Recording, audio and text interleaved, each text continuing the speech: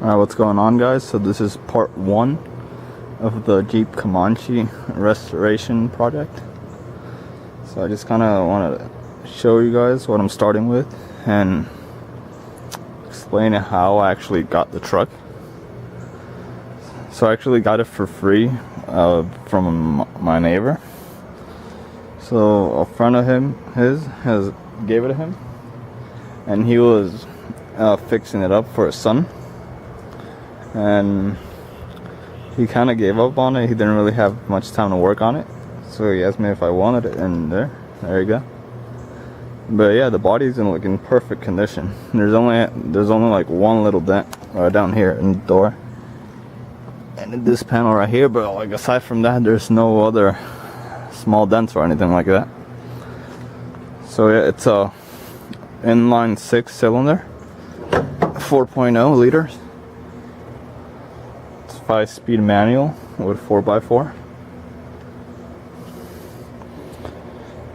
It doesn't really look like it's in that bad condition, but especially for it to be 30 years old.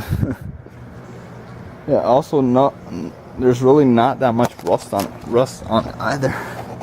It's pretty, can't really see in the camera, but it's pretty clean. The only actual rust is on the floorboards. I mean, obviously you can't see it by the top, and here on the seats too, like the front seat mount right there is completely rusted out, but it's fixable. So here's the interior, very basic. You got your switch for the light, just sort of pull it out. You got this to adjust the steering wheel, your basic turning signals and wipers. You have no RPM gauge. For starters, you got a humongous fuel gauge. You got your oil pressure, temperature, miles per hour, battery voltage. The truck currently has 201,000 miles, which for a 30-year-old truck isn't really that bad. Got sort of vinyl leather seats. All seat belts, and it's the door panel still, and the roof liner thing. Yeah, but aside from that, it's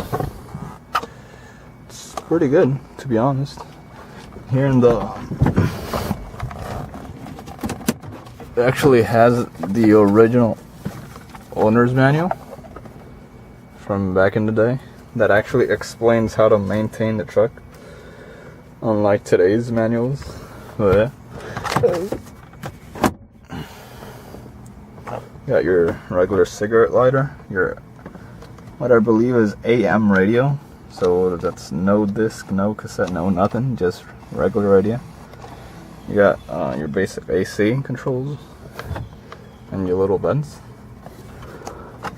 You got little, I guess, for the time up here, and then this little screen, I don't know what it does, but yeah.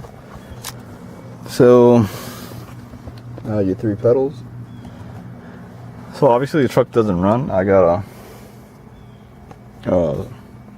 that's gonna be the first goal, try to actually get it to start, and once that happens, then I'll start going through it and actually start fixing everything and making it ready for the street.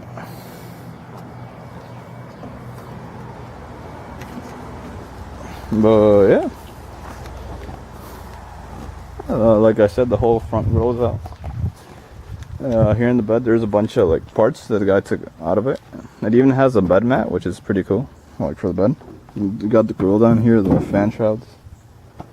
Yeah, a bunch of different stuff here. The fuel tank is out too. You got the fuel tank right down there. Got a bunch of bolts, the lights. Pretty much all the parts are back here, really. I know the radiator was rusted, so I'm gonna have to get a new one. But aside from that, it should be pretty straightforward, I guess. But yeah, I'll start making some more videos on this truck pretty soon. I clean out the garage. I'm gonna pull it in right now. so we could get to working on it soon. So yeah, I'll pull it in, I'll get right back to you guys.